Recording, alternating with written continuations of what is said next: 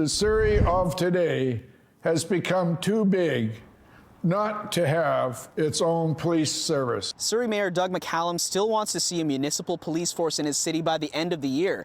But during a state of heightened gang violence in the Lower Mainland, some think he's not being realistic. I fully expect to see some boots on the ground before the end of the year. I don't think you're going to see actual boots on the ground that's going to make a difference in the municipality of Surrey by the end of this year. In an online State of the City address, Mayor McCallum says the Surrey Police Service's leadership team is filling out and is continuing to recruit officers. But some say the cost far outweighs the benefit.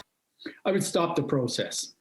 If you just look at the cost factor with the transition of Surrey going to their own independent municipal, they did budget for a lower amount. I think it was around $65 million.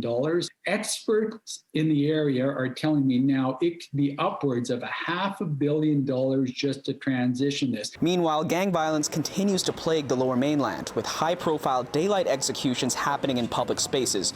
Brian Sauvé, with the union representing the RCMP, critical of the Surrey Police Service for continuing to recruit active officers who could be addressing gang violence. So are our staffing levels in British Columbia policing services generally at 2018 levels, or are they at 2021 levels? And is that having an impact on how we can impact and penetrate organized crime? We know Surrey has not hired officers on the ground for a couple of years now. And I believe that chronic shortage is certainly impacting not only trying to deal with the conflict around the gang violence, but certainly how they serve the community in Surrey right now. Surrey RCMP has pledged to tighten their leash on those with known gang ties, increasing curfew checks and exploring more roadside pullovers of gang members. And in Delta, their municipal police are using similar methods. Sauvé says those tactics have worked in the past. It was that specific tactic where you were patrolling and stopping and basically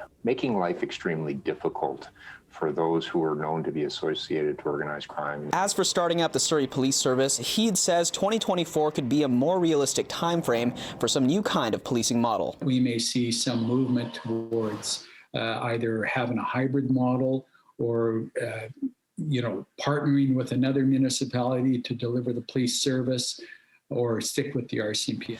In Surrey, Kier Junos, City News.